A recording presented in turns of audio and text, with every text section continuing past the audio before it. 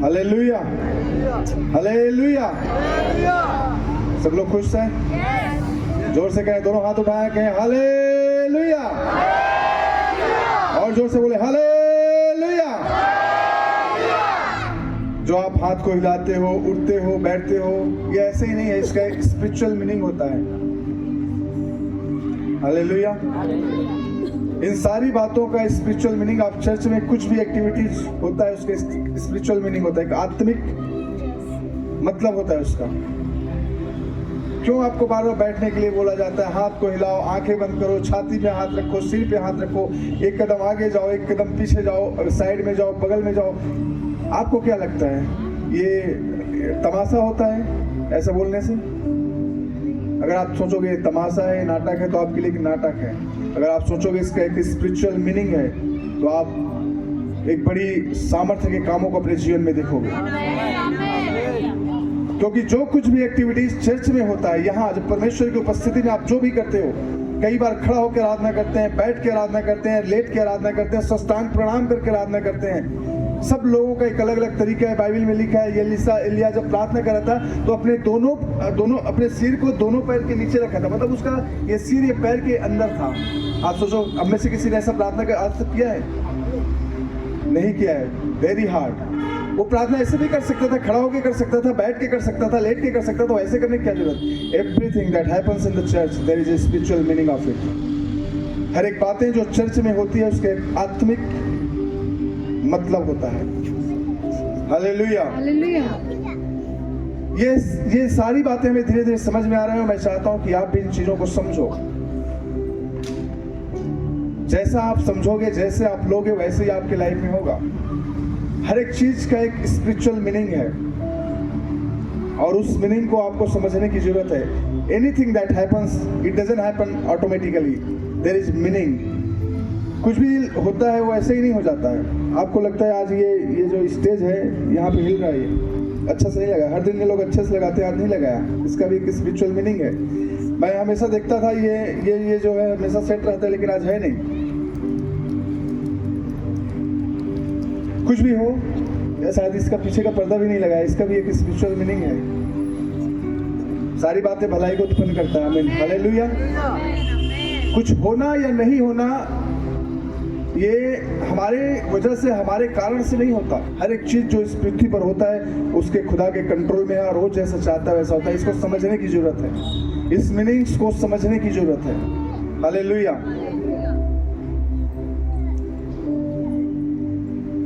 तो इसलिए मैं कहने का मतलब ये है कि चर्च में जो भी, जब आप प्रभु के भवन में आते हो तो आप उसकी उपस्थिति में हो, और यहाँ जो कुछ भी बोला जाता है उसको अगर आप कर रहे हो तो ब्लेसिंग आपकी है, ग्रोथ आपका है, छुटकारा और डिलीवरेंस आपकी है। अगर उसको आप इग्नोर करते हो, अरे क्या होता है, क्या हाथ नहीं उठाने से क्या फर्क पड़ने वाला है, उठाओ या ना उठाओ क्या फर्क पड़ने वाला है, तो आपके लिए कुछ भी फर्क नहीं पड़ने वाला। आप कुछ भी कर लो। जब आपको बोला जाता है हालेलुया बोलो, अगर बोलते हो तो भी आपको लगता है बोलने से भी क्या फर्क होता है, नहीं बोलने से भी क्या फर्क पड़ता है, तो आप जैसा बोलोगे वैसा आपके होगा। अगर नहीं बोल रहे हो तो भी आपके लाइफ में कुछ नहीं होगा, बोल रहे हो तो भी कुछ नहीं होगा। लेकिन आप कहते हो इसका मीनिंग है, एक स्पिरिचुअल महत्व है, इसका एक आत्मिक महत्व है परमेश्वर के राज्य में, तो डेफिनेटली आप एक बड़े डिलीवरेंस को, एक बड़े छुटकारे को आप देखेंगे। हालेलुया। पहला राजा, दूसरा राजा की किताब उसका 5 अध्याय का 1 से 14 पद को पढ़ते हैं। वहां पे नामान के बारे में लिखा हुआ है। दूसरा राजा का किताब 5 अध्याय का 1 से 14 पद को पढ़ेंगे तो वहां पे एक नामान जो अराम के राजा का सेनापति था, वो कमांडर था, कमांडिंग ऑफिसर था। आज की दुनिया में जो सैनिक वर्ल्ड में अगर देखा जाए, commanding officer one of the highest rank in the army. So वो एक ऊंचे पद के अधिकारी थे और उन लोगों ने बहुत सारे युद्ध जीता। वो राजा का बहुत ही प्रिय था नामान, और इसलिए राजा उसको बहुत पसंद करता था। उसके पास अच्छी पोजीशन थी, अच्छे धन थे, अच्छे मान और सम्मान था।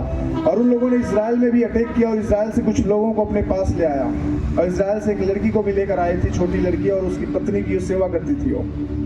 एक दिन उस लड़की को पता चला कि उसके स्वामी जो नामान है उसके शरीर में कोढ़ है। उस लड़की ने कहा कि काश मेरा स्वामी सेमरोन में होता तो उसका कोढ़ शुद्ध हो जाता। हालेलुया। ये बात जब सेनापति ने सुना तो जाके राजा को बताया कि राजा, हमने जो इजराइल से एक लड़की लाई वो इस प्रकार से कहती है कि अगर मैं वहां जाऊं तो मेरा कोढ़ शुद्ध हो सकता है। राजा ने कहा ठीक है, आप वहां पे जाओ, मैं यहाँ से लेटर लिखता हूँ। इजराइल के राजा को अराम के राजा ने लेटर लिखा, कहा कि भाई मेरा एक सेनापति आपके पास जा रहा है, उसके कोढ़ को शुद्ध कर देना। ये लेटर लेकर राजा के पास गया और राजा को लेटर दिया। राजा अपने वस्त्र फाड़ने लगे, कहने लगे अरे क्या मैं परमेश्वर हूं जो तुम्हारे कोढ़ को शुद्ध करूंगा? तुम तो अरामी लोग कुछ नया युद्ध करने का एक बहाना बनाकर हमारे पास आ रहे हो। उसी समय जब एलीशा को पता चला कि उसके इजराइल के राजा ने अपना वस्त्र फाड़ा है, वस्त्र फाड़ना मतलब एक अपमान, एक नीचपन को दिखाता। अरे परमेश्वर के लोग, परमेश्वर के राजा कैसे अपने वस्त्र को फाड़ सकता है? जब उसने सुना कि हमारे राजा ने, हमारे परमेश्वर के लोग का चुना हुआ राजा ने अपने वस्त्र को फाड़ा, एलीशा ने कहा क्या हो, उस बंदे को मेरे पास भेज। तब वो नामान को राजा ने एलीशा के पास भेजा। नामान अपने सेना, अपने लोगों के साथ एलीशा के पास गया। एलीशा ने अपने एक दूत को भेजा, अपने एक सेवक को भेजा और कहा कि जाके नामान को बोल कि पास में यरदन नदी है, वहां 7 बार डुबकी लगाए, उसका कोढ़ शुद्ध हो जाएगा। नामान बड़ा क्रोधित हुआ, उसने वापस जाने की प्लानिंग कर ली। उसने कहा क्या यहाँ ये इस्राएल में ये नदी है, इससे अच्छा मेरे देश में कितने इससे बेहतर सुंदर साफ पानी वाला नदियाँ है, क्या वहां मैं जाकर नहा नहीं सकता हूँ जो यहाँ मैं यरदन नदी में नहाऊं? तो जो नामान का एक सेवक था उसने कहा स्वामी अगर सोचो, अगर वो भविष्यवक्ता आपको कुछ बड़ा काम करने के लिए कहा होता तो क्या आप नहीं करते? तो ये तो छोटा सा काम है, जस्ट डूबना है 7 बार यरदन नदी में, जाके डुबकी लगा लो ना, क्या फर्क पड़ता है? उसकी बात को सुनकर नामान उस यरदन नदी में गया और 7 बार डुबकी लगाया। और वहां पे बाइबल में लिखा है कि उसका शरीर एक बच्चे के शरीर के जैसा हो गया। Hallelujah, hallelujah. उसका शरीर एक बच्चे के शरीर के जैसा हो गया। हालेलुया। कई बातें इस कहानी से हमने कई बार प्रचार भी किया, लेकिन आज मैं कुछ बताने के लिए आपको जा रहा हूं, वो चीज आप समझो। कई चीजों को हम बहुत ही लाइटली लेते हैं। परमेश्वर के राज्य में नामान आया एलीशा के पास, एक कॉमन मैनर की बात है। अगर एलीशा के पास आया, वो भी एक सेनापति, एक देश का है, तो एलीशा को जाके उसको मिलना चाहिए था। आप और हम होते तो क्या कहते? अरे घर से निकला तक भी नहीं, पास्टर जी घर से नहीं निकला, मैं गया था चर्च में मिलने के लिए, घर से बाहर ही नहीं आया। कई बार ऐसा होता है ना। इन कहानियों को पढ़कर सुनकर आपको आज मैं बताना चाहता हूं कि हर एक चीज का एक स्पिरिचुअल मीनिंग, अगर कुछ नहीं हो रहा है लाइफ में जो आपके और मेरे समझ के अनुसार, तो समझो उसका एक आत्मिक अर्थ है। एलीशा को मिलने में क्या दिक्कत था? कि मिल सकता था, उसको बता सकता था, उसको ग्रीट कर सकता था, नमस्कार करके उसको बोल सकता था जाके यरदन में नहाओ। एलीशा कहता है कि मैं जिस परमेश्वर के सामने नित्य रहता हूँ। एलिया ने भी प्रार्थना करने से पहले जब पानी के लिए प्रार्थना किया उस समय भी यही कहा, मैं नित्य जिस परमेश्वर के सम्मुख रहता हूँ। मतलब ये एलीशा, एलिया, ये लोग नित्य परमेश्वर के सम्मुख में बैठने वाले लोग थे और अपनी परमेश्वर की उपस्थिति को खोना नहीं चाहते थे, उसके मसा, उसके अनॉइंटिंग को खोना नहीं चाहते थे। वो जो करना है तेरा काम हो जाएगा, जस्ट आज्ञा मानो। Be obedient and faithful. Hallelujah. आपको क्या लगता है वो यरदन नदी में पावर था, शक्ति था, जो पानी में जो नामान नबी जाकर गया और वो चंगाई को रिसीव किया? शक्ति उस पानी में नहीं था, शक्ति उसके ओबीडियंस, आज्ञाकारिता और विश्वास में था।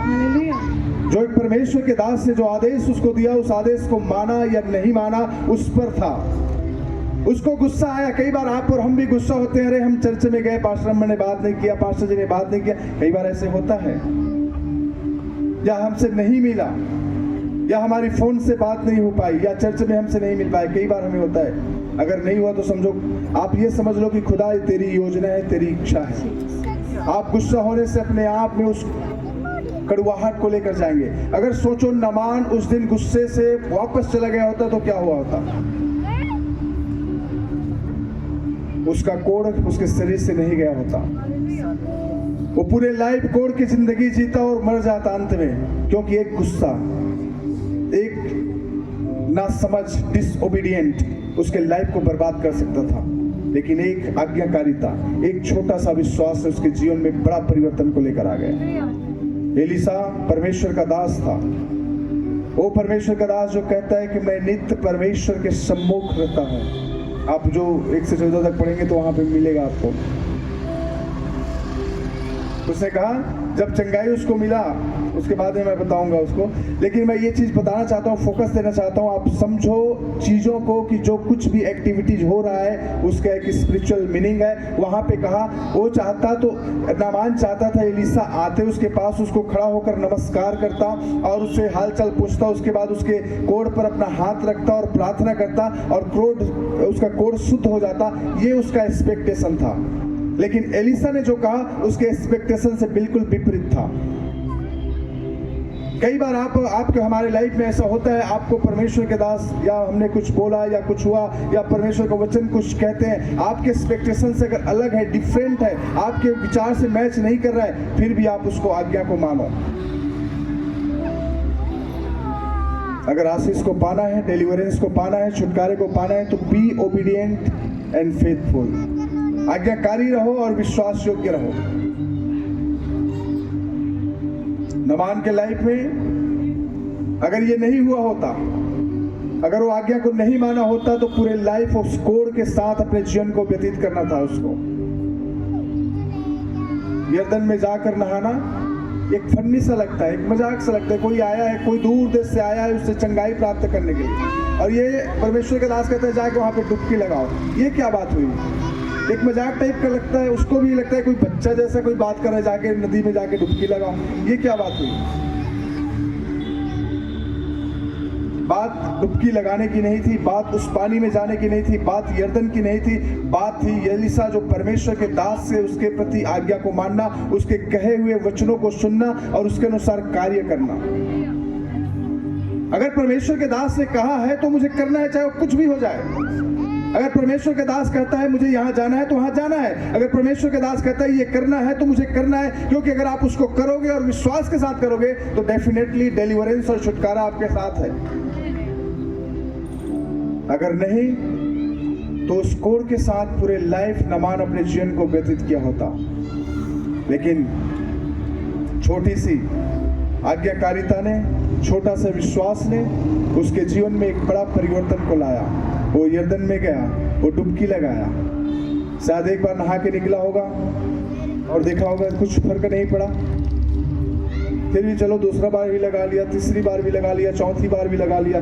ऐसे करते करते 5वीं 6वीं में जब पहुंचा होगा तो सोचा होगा क्या फर्क पड़ने वाला होगा, चलो आया हूं तो लगा ही लेता हूँ 7 बार डुबकी, उसने बोला है तो। लेकिन जब 7वीं बार डुबकी लगाया उसका शरीर बालक का जैसा हो गया। आमीन, हालेलुया। अपने हाथों को उठाकर कहें हालेलुया, हालेलुया, जोर से कहें।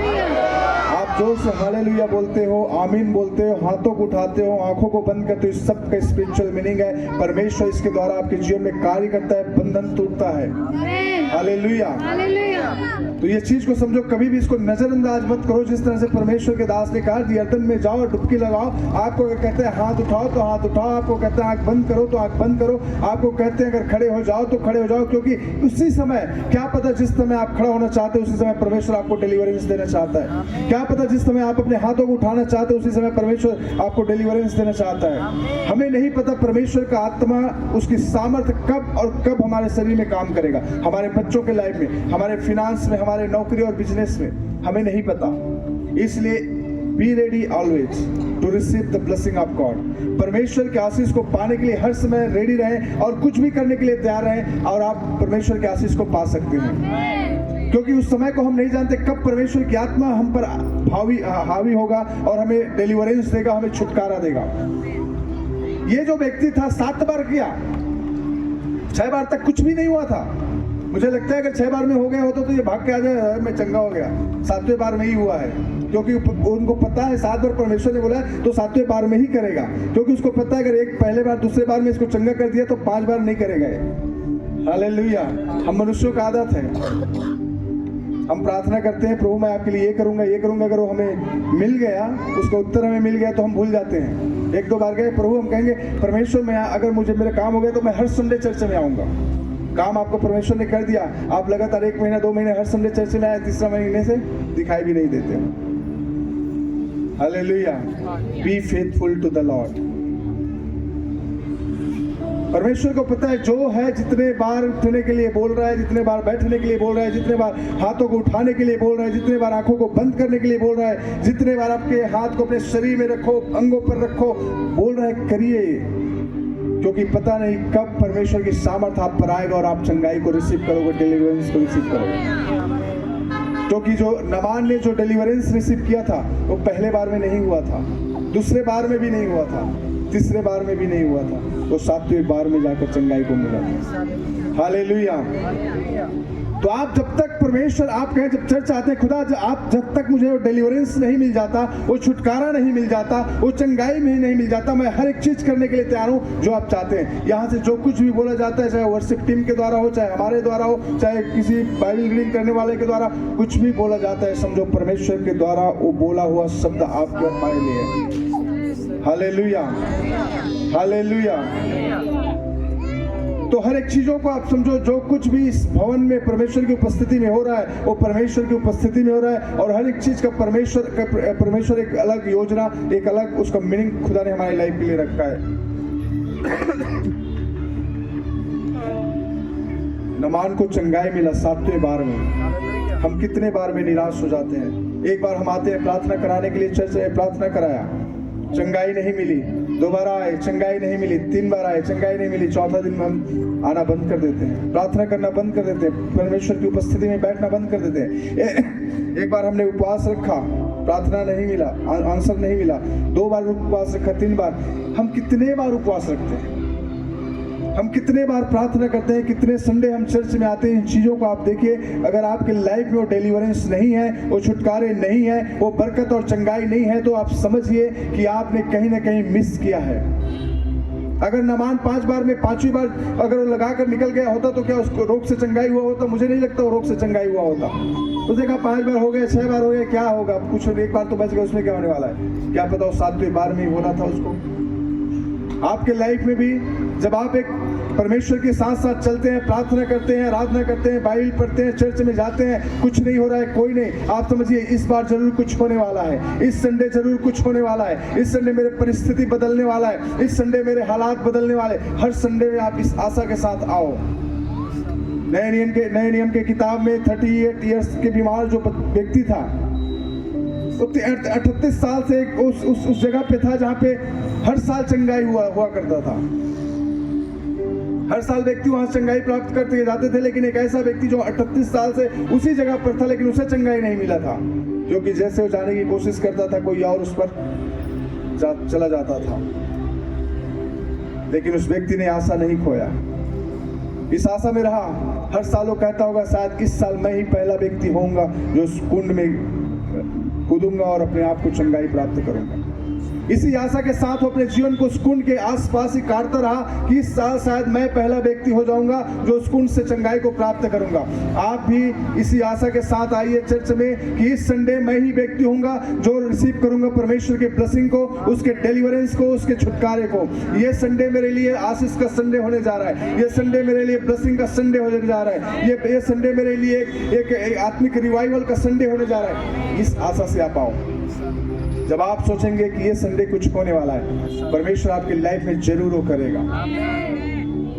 आपको क्या लगता है कि जो 6 बार नामान ने जो डुबकी लगाया वो व्यर्थ में लगाया था? व्यर्थ में नहीं था, वो 6 बार का मेहनत 7वें बार में रिजल्ट के रूप में दिखाई दिया था। हालेलुया। कहने का मतलब ये है कि हर एक चीज के स्पिरिचुअल मीनिंग है। 6 बार जो डुबकी उसने लगाया उसने कुछ भी नहीं हुआ होगा, तो व्यर्थ में गया नहीं, व्यर्थ में नहीं गया। गॉड वाज प्रिपेयरिंग हिम, उसके शरीर को मॉडिफाई कर रहा था, उसके शरीर को तैयार कर रहा था। जब आप संडे आते हैं, बाइबल पढ़ते हैं, प्रार्थना करते हैं और कुछ भी नहीं हुआ, तो इसका मतलब ये नहीं कि आपकी लाइफ में कुछ नहीं हो रहा। परमेश्वर तैयार कर रहा है आपको, परमेश्वर बना रहा है आपके परिवार को, परमेश्वर आपके बच्चों को बना रहा है, आपके फिनांस को बना रहा है, आपके घर को बना रहा है। आपका यहाँ आना और बैठना और जाना व्यर्थ में नहीं जा रहा है। ये मत सोचो मैं इतने संडे से जा रहा हूँ, कुछ तो दिखाई नहीं दे रहा है। हो सकता है अभी दिखाई नहीं दे रहा है, लेकिन जब दिखाई देगा तो दुनिया चौंक जाएगा। हालेलुया। 6 बार नमान ने डुबकी लगाया, कुछ नहीं दिखाई दिया, लेकिन जब 7वां बार लगाए डुबकी लगाया और जो दिखाई दिया, दुनिया में इतिहास बन गया। हालेलुया। जो 7वें बार में जो दिखाई दिया वो इतिहास बन गया। आपके लाइफ में भी है। जब परमेश्वर रिजल्ट देगा तो आपके लाइफ में, आपके परिवार में, आपके पड़ोसियों में, आपके रिश्तेदारों में एक इतिहास बनेगा कि आपके लाइफ में ऐसा कैसे हो गया, इतनी आशीषें कहां से आ गई, आपके बच्चे इतने अच्छे कैसे हो गए, आपके बिजनेस इतना बढ़ कैसे गया, आपकी नौकरी इतने अच्छे कैसे हो गए, आपके घर में इतने धन और संपत्ति कैसे आने शुरू हो गए। पीपल, जो लोग होंगे वो सरप्राइज हो जाएंगे, क्योंकि वो रिजल्ट जब खुदा देगा तो ऐसा रिजल्ट देगा जिसके बारे में शायद आपने कभी भी लाइफ में नहीं सोचा होगा। हालेलुया। तो मेरे प्रियो, आप ये मत सोचो कि जो प्रभु में मेहनत जो करे वो व्यर्थ में जाएगा, कभी नहीं। जितनी मेहनत आप कर रहे हो, परमेश्वर आपको बड़े कामों के लिए तैयार कर रहा है। जो आप चर्च में आते हो, प्रार्थना करते हो, पैदल चलकर, ऑटो से, रिक्शे से, मेहनत से पसीने बहाकर आ रहे हो, इसका व्यर्थ में कभी भी नहीं जाएगा। अगर आप ओबीडिएंट हैं, आप फेथफुल हैं परमेश्वर के प्रति। अगर आप आज चर्च आते हो, यहाँ पे सिर्फ सोने के लिए आओगे, जमाई लेने के लिए आओगे, तो आपकी लाइफ में कुछ होने वाला नहीं है। अगर यहाँ पे आते हो तो आप बी अटेंटिव, हाथ उठाने के लिए, आंखों को बंद करने के लिए, अपने शरीर को हिलाने और डुलाने के लिए, तभी परमेश्वर की आत्मा आपके शरीर में काम करेगा।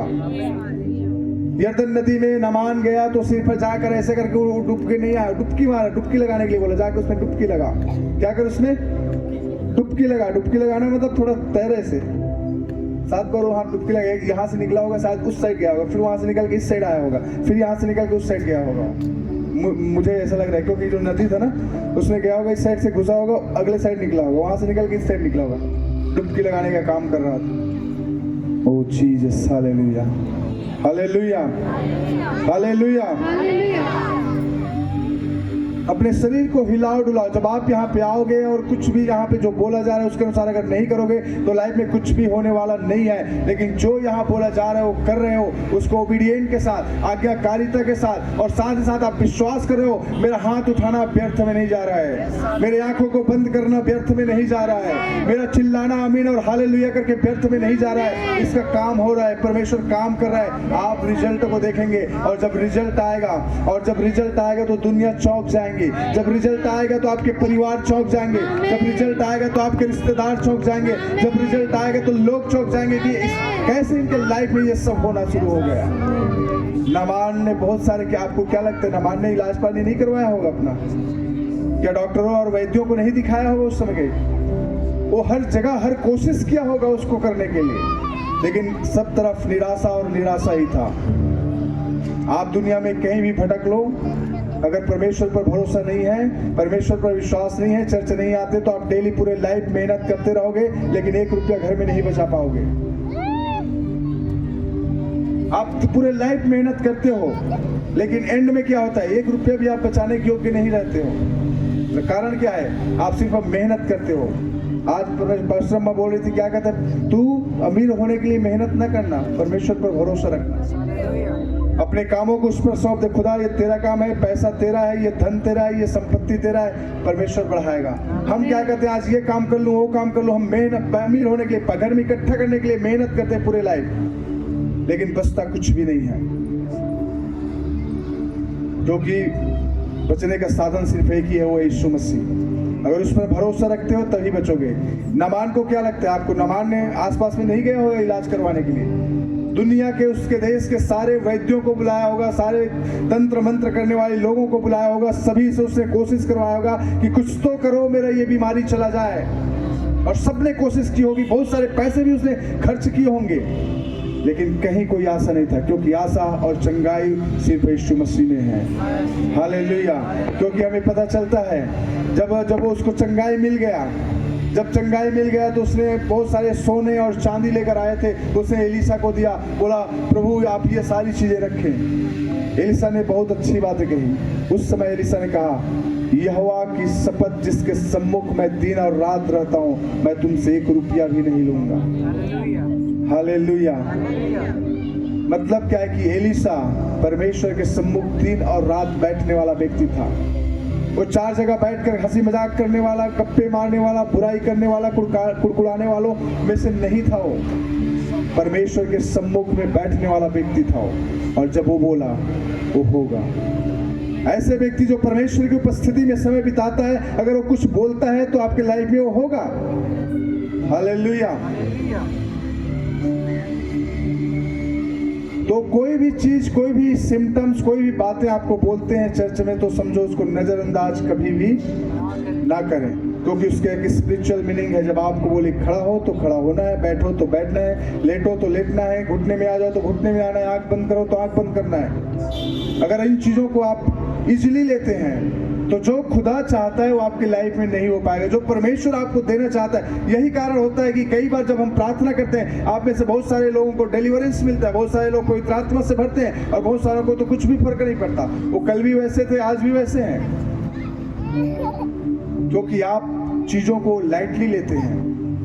जो परमेश्वर की सामर्थ्य की उपस्थिति को महसूस करोगे, आपको लगेगा कि यहाँ परमेश्वर की उपस्थिति है, परमेश्वर की उपस्थिति में मैं बैठा हूँ और जो भी हो रहा है परमेश्वर की उपस्थिति में हो रहा है, तो आप डिलीवरेंस और चंगाई और छुटकारे को रिसीव करेंगे। इसलिए जो कुछ भी बोला जाता है उसका एक स्पिरिचुअल मीनिंग होता है। उसको कभी भी नजरअंदाज ना करें कि ऐसा क्यों हो रहा है, ऐसा क्यों बोला जा रहा है। पुराने नियम में एक भविष्यवक्ता के बारे में लिखा हुआ। एक भविष्यवक्ता था छोटा सा, एक गांव में गया, बड़ी भविष्यवाणी किया, और उसी गांव में एक बूढ़ा भविष्यवक्ता था। उसके बेटा उसको देख रहा था। उसने आके अपने बाप को बताया कि वहां पे एक भविष्यवक्ता है, वो सब कुछ राजा को ऐसे ऐसे बोल दिया। तो जो बूढ़ा भविष्यवक्ता था उसने योजना बनाया, उस आदमी के पास गया, उस भविष्यवक्ता के पास, उसको अपने घर बुलाने की कोशिश किया। परमेश्वर की तरफ से एक सख्त आदेश था उस भविष्यवक्ता को कि तू किसी से बात न करना, न किसी घर जाना। परमेश्वर ने क्या कहा था? तू रास्ते में किसी से बात न करना और न किसी के घर में जाना। लेकिन वो जो बूढ़ा भविष्यवक्ता था उसने आया, उससे कहा कि देखो परमेश्वर ने मुझे बोला है कि मैं आपको अपने घर में लेकर जाऊं। और उसके बातों पर वो आ गया, उसके घर गया, उसने खाना खाया, और खाना खाकर जब वापस जा रहा था तो एक शेर निकला जंगल से, उस भविष्यवक्ता को खा गया, मार डाला। एक सच्चा भविष्यवक्ता एक झूठे भविष्यवक्ता के कारण मारा गया। लेकिन मेरा कहने का मतलब ये है कि यहाँ पे क्या था कारण? कई बार बात ना करना, मिलना नहीं, ये सब परमेश्वर की स्पिरिचुअल रेलम में सबका एक मीनिंग है। परमेश्वर ने क्यों भविष्यवक्ता से कहा कि तू जाएगा रास्ते में किसी से बात नहीं करना? क्या फर्क पड़ता है बात करने से, या किसी घर जाकर रुकने से क्या फर्क पड़ता है? लेकिन स्पिरिचुअल रेलम में फर्क पड़ता है। परमेश्वर के एक सख्त आदेश तो किसी से बात ना करना और ना ही किसी के घर में जाना। और वो गया, उसे बात भी किया, उसके घर में गया, उसका रिजल्ट क्या हुआ? एक शेर आकर उसको मार डाला। वो एक बड़ा भविष्यवक्ता होने वाला था फ्यूचर में, लेकिन उसकी छोटी सी गलती की वजह से, उसकी गलती नहीं थी, गलती एक्चुअली झूठा भविष्यवक्ता था, उसकी गलती थी, लेकिन जैसा भी उसको भी मानना नहीं था, क्योंकि परमेश्वर ने स्पेशली इसको भेजा था। कहने का मतलब है जो कुछ भी परमेश्वर के दास दासी आपको बोलते हैं, करते हैं, तो समझो इसका एक स्पिरिचुअल मीनिंग है। इसको आप ऐसे ना लो कि ऐसे ही बोल दिया, ऐसे ही कर रहे हैं। आप समझो एक बड़े बेदारी आने वाला है। हालेलुया। एक बड़े सामर्थ्य के काम होने वाले हैं। हालेलुया। तो भविष्यवक्ता के द्वारा बोला हुआ बातों को आप नजरअंदाज ना करें। नामान ने एलिशा के द्वारा बोली हुई बातों को नजरअंदाज कर रहा था, लेकिन उसके दास ने उसे समझाया और उस सही समय पर उसका दिमाग काम कर गया और चंगाई को लेकर वहां से अपने देश को गया।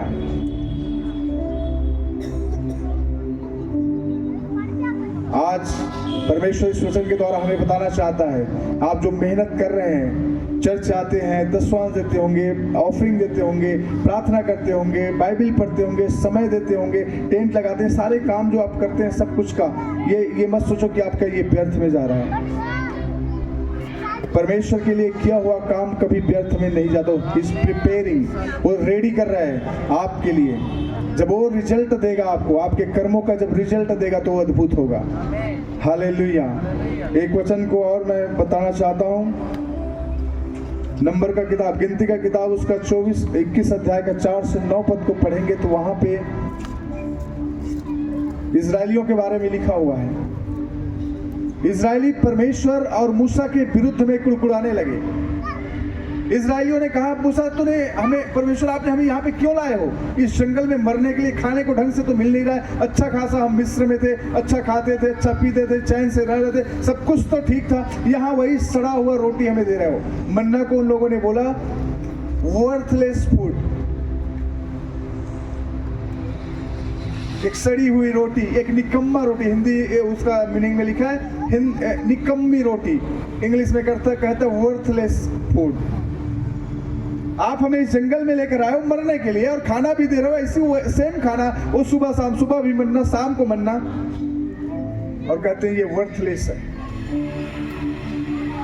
परमेश्वर का क्रोध इजरायलियों पर भड़का और एक विषैला सांप वहां पे निकला और सारे इजरायलियों को डसने लगा। जब उसको इजरायलियों को सांप ने डसा तो सारे लोग आकर मूसा के पास कहने लगे, क्षमा मांग लगे, ओ मूसा हमें क्षमा कर, परमेश्वर हमें क्षमा कर, हमने तेरे विरुद्ध में और परमेश्वर के विरुद्ध में हमने बातें की है, इस कारण से ये सांप हमें डस रहे, हमें बचा, हमारे लिए प्रार्थना कर। मूसा ने प्रार्थना किया परमेश्वर से।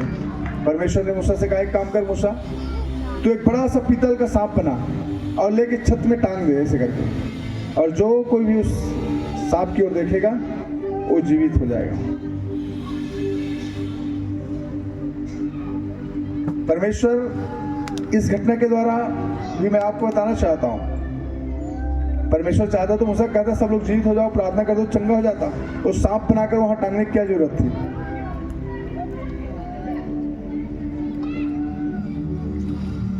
हालेलुया। एक सांप को बनाकर वहां पे टांगने की क्या जरूरत थी? परमेश्वर ने क्यों कहा मूसा को कि भाई सांप बना दो, टांगो, जो उसको देखेगा वही जीवित होगा। मतलब लोग इतने ढीठ थे कि आज्ञा मानने वाले नहीं थे, डिसओबीडियंट थे, अनाज्ञाकारी थे। अरे सांप को देखने से क्या फर्क पड़ने वाला है, यहाँ हमें सांप ने काट रखा है, जहर हमारे शरीर में फैल रहा है, आओ हमारे लिए प्रार्थना करो। मूसा ने कहा होगा भाई वो सांप की ओर, मैं सांप बनाया उसको टांग दे ऊपर में, और उसने कहा कि देखो इसकी ओर जो देखेगा वो चंगाई पाएगा। लोगों ने कहा होगा इसकी ओर देखने से कैसे चंगाई मिल जाएगा? जैसे कई बार हम लोग कहते हैं खड़ा होने से क्या फर्क पड़ने वाला है, आंख बंद कर लेने से क्या होने वाला है, सुबह 10 बजे आकर वहां प्रार्थना कर लेंगे चर्च में तो क्या फर्क पड़ जाएगा? कई बार हमारे मन में सवाल आता है, हम करते भी हैं, बहुत फर्क पड़ने वाला है। हालेलुया, बहुत फर्क पड़ने वाला है। बाइबल में लिखा है उसमें से बहुत सारे लोग मर गए थे। सांप का तो उसने मूर्ति बनाया और वहां पे लटका दिया था स्टेच्यू बना के, लेकिन बहुत सारे लोगों ने देखा नहीं उसको। इतना डिसओबीडियंट, इतना ढिठ थे वो लोग कि उसको देखना भी पसंद नहीं किया। क्या फर्क पड़ने वाला है? यही नेचर था उनका भी। क्या होगा उसको देखने से? हमें तो सांप ने काटा है, हमारे अंदर शरीर में जहर फैल रहा है, आप हमारे लिए प्रार्थना करो, कुछ उपाय लाओ, कुछ जड़ी बूटी लेकर आओ, हमें खिलाओ, हमें पिलाओ, ताकि वो सांप का जहर हमारे शरीर से कटने पाए। तो आपको क्या लगता है सांप का उस जो स्टेच्यू बनाया था उसमें पावर था लोगों को जिंदा करने का, या पावर था उसके क्या बोलते हैं जहर को हटाने का? नहीं था। लोग चंगाई इसलिए पाए क्योंकि उसने परमेश्वर के दास की आज्ञा को माना और जैसा उसने बोला था वैसा लोगों ने किया। उन्होंने कहा कि उसकी ओर देखो, लोगों ने देखना शुरू किया। Making obedient to the people, लोगों को आज्ञाकारी बनना सीखना है। कई बार हमें लॉजिकली हम चीजों को नहीं समझ पाते। अरे क्या फर्क पड़ेगा, क्या होने वाला, मुझे समझ में नहीं आ रहा, ऐसा करने के क्या करेंगे, क्या होगा? आपको समझ में नहीं आ रहा है फिर भी वो करो अगर परमेश्वर के दास ने कहा है तो। हालेलुया। सभी लोग अपने हाथों को उठाएं और कहें हालेलुया। इजरायली लोगों ने यही कहा, क्या फर्क पड़ने वाला है, क्या होगा वहां पे? सांप ने काटा है, सारे तरफ लोग मर रहे हैं, सब चिल्ला रहे हैं, विषैला सांप ने काट रखा है, सभी लोग अपने जहर के मारे, कोई तड़प रहा है, कोई मरने पर है, कोई चिल्ला रहा है, सभी लोग बोल रहे हैं मूसा हमारे लिए प्रार्थना करो। और मूसा अगर कहता है देखो एक काम करो, मैंने एक सांप बना दिया, इसको आप लोग देखो। ये फन्नी सा नहीं लग रहा है, मजाक सा नहीं लग रहा है। लेकिन अगर परमेश्वर के गाइडेंस से, परमेश्वर की अगुवाई से, परमेश्वर के दास ने कुछ कहा है तो आप जनता, जितने विश्वासी, उनका मानना है जो परमेश्वर के दास कह रहे हैं, दासी कह रहे हैं, उसकी ओर ध्यान दें, उसको ध्यान से सुने और माने, तो आपकी लाइफ में चंगाई और डिलीवरेंस है। हालेलुया। अगर आप लॉजिकली सवाल कुछ पूछेंगे, अपने मनों को सोचेंगे, अपने बुद्धि को इस्तेमाल करेंगे, क्या होने वाला है, क्या फर्क पड़ने वाला है, क्या हो जाएगा, तो आपकी लाइफ में कुछ भी होने वाला नहीं है। और इसी कारण से वहाँ इजरायली में से बहुत सारे लोग उस दिन मर गए थे, क्योंकि लोग इतने ढीठ थे कि उन्होंने उस सांप की ओर देखना भी पसंद नहीं किया। क्योंकि लोग तो चाहते थे कि मूसा हमारे लिए प्रार्थना करे, लेकिन प्रार्थना तो कर नहीं रहा है, उल्टा हमें एक नाटक दिखा रहा है कि सांप की ओर देखो। और जितनों ने उसकी ओर देखा वे सब के सब जिंदा हो गए। उसके शरीर से जो पाइजन था, जो जहर था, वो सब खत्म हो गया और वो लोग जिंदा रह गए थे। क्योंकि आज्ञाकारिता और विश्वास हमारे लाइफ में बहुत इंपॉर्टेंट है। जो आज्ञाकारी है, जो मान रहे हो बातों को, ये इंपॉर्टेंट है। और दास दासी क्या बोल रहा है, आप ये मत सोचो अगर उसने ये बोला है तो मुझे ये करना है, ये इंपॉर्टेंट है आपकी लाइफ में डिलीवरेंस के लिए। परमेश्वर का वचन जो कहता है वो करने के लिए आप तैयार रहें और उसको मानने के लिए आप तैयार रहें, तब आप आशीष को प्राप्त करेंगे। Hallelujah, hallelujah. चंगाई, डिलीवरेंस, छुटकारा परमेश्वर हमेशा हमें देने के लिए तैयार है। हमारे लाइफ में वो सब कुछ काम करने के लिए तैयार है, लेकिन हमारे ढीठपन को, हमारी ढिठाई की आत्मा को पहले हमारे शरीर से, हमारे जीवन से परमेश्वर निकालना चाहता है। इजरायली लोग इतने ढीठ थे, हर छोटी छोटी बातों पर गुस्सा करना, हर छोटी छोटी बातों पर नाराज हो जाना, हर छोटी छोटी बातों पर मूसा के विरुद्ध में बात करना, परमेश्वर के विरुद्ध में बात करना। कितने बड़े बड़े काम परमेश्वर ने किए, कितने बड़े बड़े संघर्ष मूसा ने किया, उन तमाम बातों को भूल जाते थे। अगर कहीं छोटी सी चूक हो गई तो उसको लेकर वो लोग बड़े बवाल करने वाले लोग थे। और परमेश्वर इसी कारण से उनसे नाराज हुआ करते थे, उन्हें सिखाना चाहते थे कि बी ओबीडिएंट एंड फेथफुल, विश्वास योग्य और आज्ञाकारी बनो अपने अगुओं के प्रति, अपने लीडर्स के प्रति।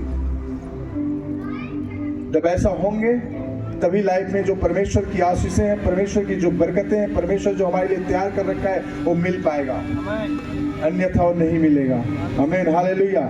तो कहने का मतलब आज जो मैं आपको मैं आज मैसेज दे रहा हूँ, परमेश्वर की वचन में परमेश्वर ने मुझे अगुवाई किया इन वचनों को दें, तो मैं ये दे रहा हूँ इस कारण से दे रहा हूँ कि यहाँ पे जो कुछ भी एक्टिविटीज होता है, चाहे वो तेल आपके सिर में लगाया जा रहा है, पानी आपके शरीर में छिड़का जा रहा है, रुमाल से आपको टच किया जा रहा है, ये सब चीज का एक स्पिरिचुअल मीनिंग है।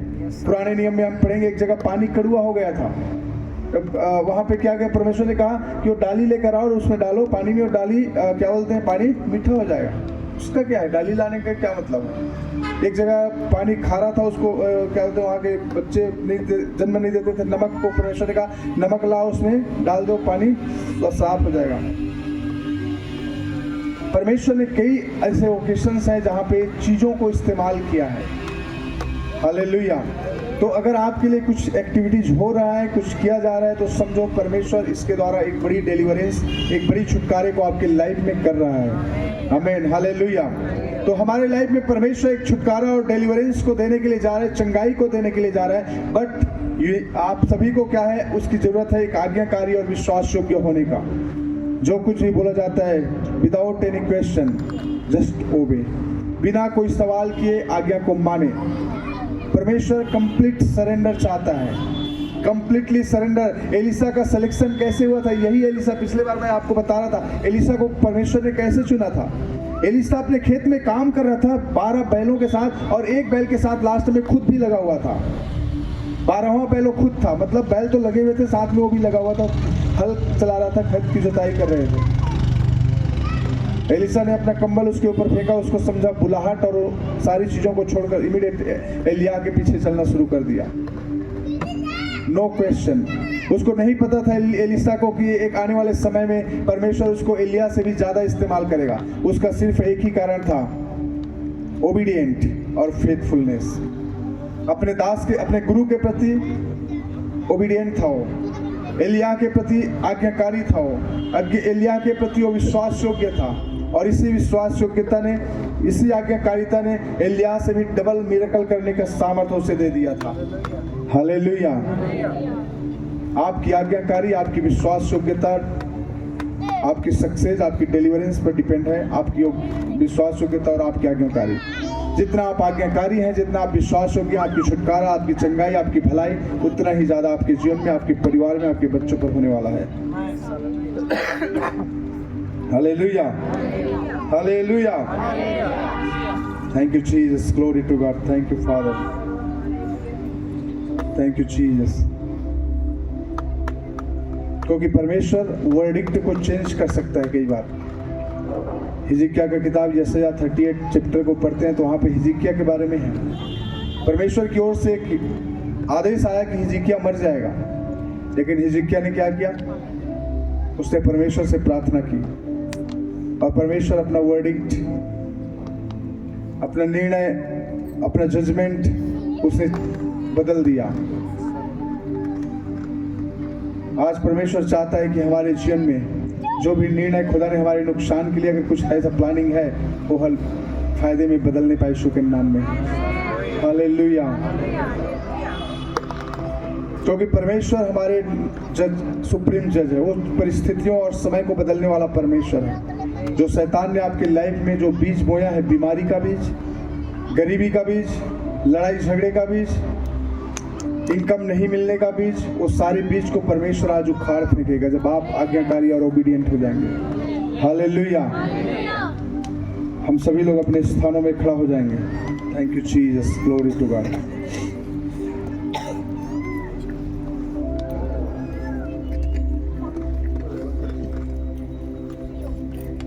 Thank you.